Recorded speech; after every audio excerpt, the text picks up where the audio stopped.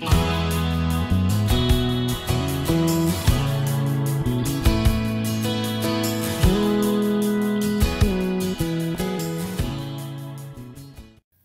guys, it's Kelly Latabola here, and I'm back with another video for Honeybee Stamps.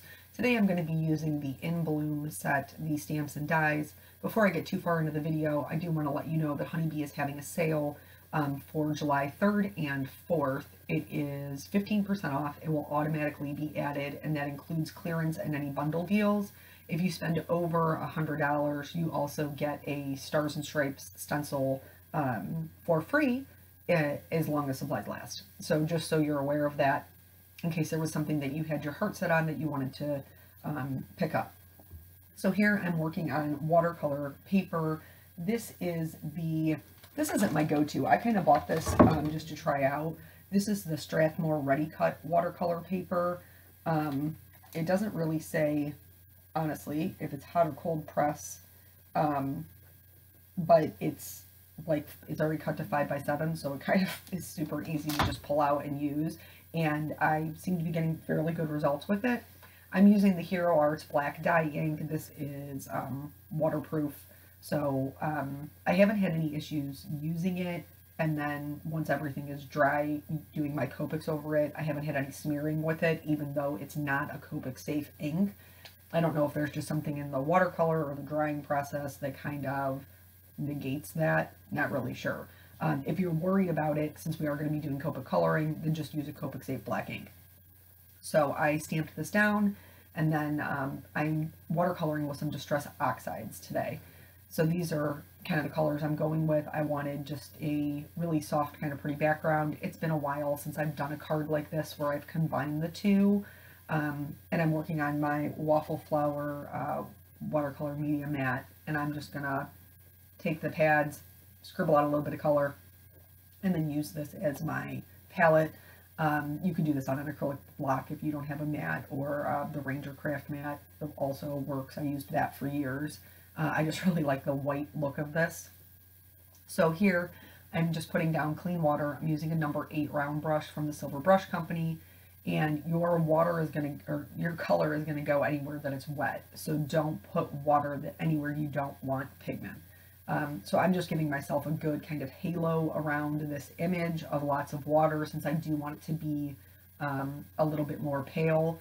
And then I'm just going to start dropping in color pretty much wherever I want. My game plan usually is to try to get 3 areas of color of the same color that are all not right next to each other. And I do try to be conscientious about what colors I'm putting next to each other. Like I know if I put a yellow and a blue next to each other, I'm going to get a green. Or if I put a pink and a blue next to each other, I'm going to get a purple. So if you have limited Distress ink colors, that can really work to your benefit. Because then you can kind of mix your own colors if you don't own a purple but you're trying to get one. I didn't really pay too much attention as far as to like what color the flowers were going to be, because I knew me coloring over them with the Copics, you wouldn't necessarily see all of that. It would be more of an undertone, which really is the purpose of this. Is you know, it easily allows you to kind of combine colors and get a different look, a different variation. It's not super pretty right now, but it really never is when it's wet. So I am going to go in with a paper towel and blot up some of the extra water on the edges where the color is pooling to, just because I wanted my edges to be a little bit softer. You certainly could leave this here and let it dry. I just didn't want necessarily harsh color on the outside edges. This is a 5x7, so it's obviously much bigger than my finished card. So I know that I'm going to be cutting off portions of this, and I didn't want my color to necessarily go all the way out to the edges. I'm going to go back in with a second layer of color, just because I did want them to be a little bit more bold than this. Watercolors, when they dry much lighter. So while this is perfect for me, looking at it right now, I know when it dries, it's going to be lighter than I want it to be. And then it also gives me another opportunity to kind of play with the color and get more or less of something. So my purple had pretty much taken over my pink, so I'm adding quite a bit of that back in, you know, as well as adding that a little bit to the oranges or the yellows, because I like how it makes that orange corally color. And then, like, that's for the painting, that's pretty much it. It's just dropping in color and then letting the water do the work. That's how I find that I like my watercolor the best. I struggle with enjoying watercolor when I continuously work the color. It becomes very flat and I'm not happy with it. So here everything is dry, and then what I'm going to do is the dyes that match this. Oh no, we're going to color first. I'm lying to you. To be honest, it was so long ago that I made this card. So long ago that I made this card, because as I told you guys recently, I'm kind of struggling with voiceovers and not really knowing what to say or what to talk about. And all of you were wonderful and very reassuring that, you know, I could read you an ingredient list and you'd be happy with it. I'm not trying to actually read you an ingredient list. But so going into the coloring, I have not had any issues with my Copic's coloring over just regular Distress ink or Distress Oxides. Originally I grabbed a RV06 and didn't realize it because all my markers were kind of just spread out on my desk. What I actually want is an RV04. That's what I want my one of my mid-tones to be. And then I'm just coloring this the way that I always do, which is lightest to darkest and then darkest back out to lightest to try to get some depth in the flowers. And I think that they just look so pretty when you have these bold flowers comparative to this super soft background. They don't compete with each other, they complement each other really well, and it's one of my more favorite techniques. This is not for everybody though, because some people don't like the messy background, which is fine. You certainly could make that background much cleaner than I did. You know, you could do it in a shape, or you know, like you can mask to do a square or a circle or any of those things. I just like when it's very organic.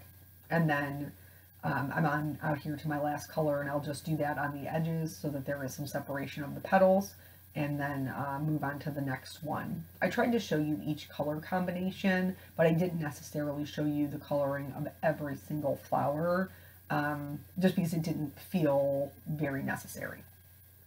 So as far as life goes, pretty much just, you know, working around the house. We are picking up lots of DIY projects.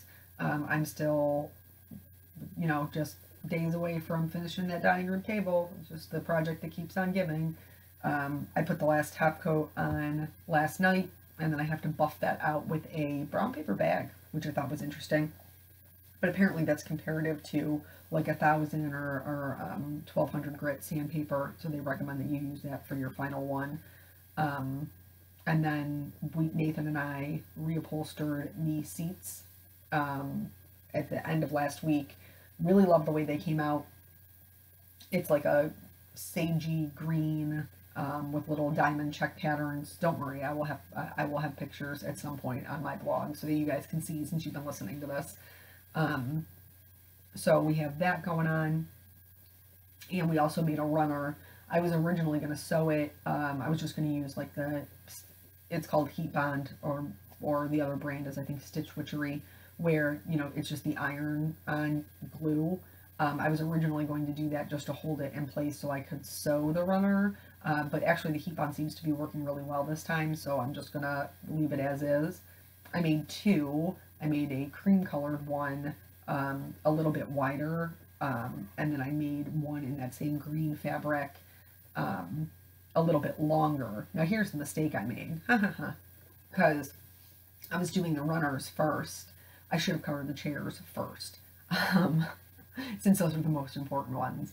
But I didn't. I measured out the runners and did those first, and then when I went to go cover the chairs in the green fabric, I was scared I was not going to have enough. So there is one chair. Like, I even do this in my real life. I tell you guys this in card making all the time. Like, you know, just adapt and make it work. And so there's one chair that is pieced together like Christmas wrapping paper, because I didn't have a wide enough piece to cover it completely.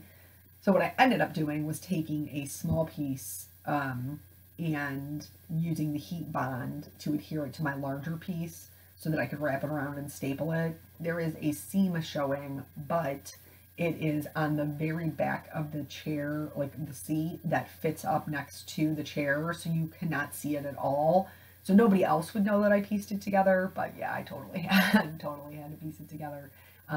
Just because I did that, I chose to do the runner first, and you know I'm cheap, I'm so cheap. I bought that fabric on clearance, and I bought it at the beginning because this project has been going on now, March, April, May, June, here we are, I'll finish it in July, so like a 4-month project. And I was like, I'll never be able to find this fabric again. Like, it was in the clearance section back in March, for sure, it's gone. So I did find a way to make it work, thank God. It worked out, you weren't able to see it, and it's only just that one chair. So here all of the coloring is done. I'm going to go ahead and stamp my sentiment, which is part of the same set. It's made to fit into this cute little geometric shape. I totally love this stamp set. I think it's super pretty, but you know I'm a sucker for florals. So this is going to be a thank you card, and I'm using that same Hero Arts ink. It's great for sentiment stamping, and it just says thank you for your kindness. These are great to have on hand for any, you know, kind of thank you cards that you need to send out, but there's other sentiments in there that you can use for different things. So now that this is stamped, I am going to put the die in place. Now the die comes with the geometric shape attached to the flowers. You can cut them apart. I chose not to. I chose to just leave them together, line them up accordingly, and then tape them in place.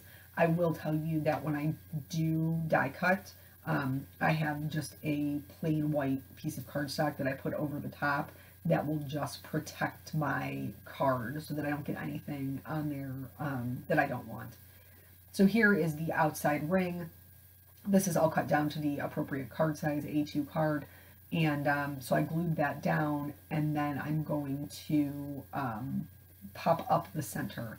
I didn't line this up great. You can see that. Like, you can see where it's not lined up perfect. I had it too far up to the top, but that's okay. Like, things happen. So here, I'm going to, originally I was going to put the flowers at one level of foam tape and then put the center up 2 levels of foam tape, but because I cut it wrong, I decided just to tape them together, and then I'm going to cover this whole piece here with just 1 layer of foam tape. So it still does have some dimension, but it isn't anything, it isn't necessarily the way that I was going for it in the first place, but that's okay. I'm still happy with the card. Still happy with the way the watercolor came out and the coloring, and to me that's really the most important part.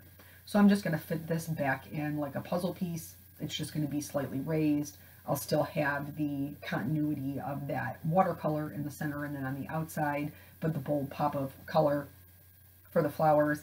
I'm using clear glitter gloss. It kind of got away from me. I squeezed it a little bit too much, I think, and it kind of got away from me on that left-hand side, but that's okay. It just means more shimmer, and I'm fine with it. And then that's it. That's the whole card. You can see the shimmer there here in the still.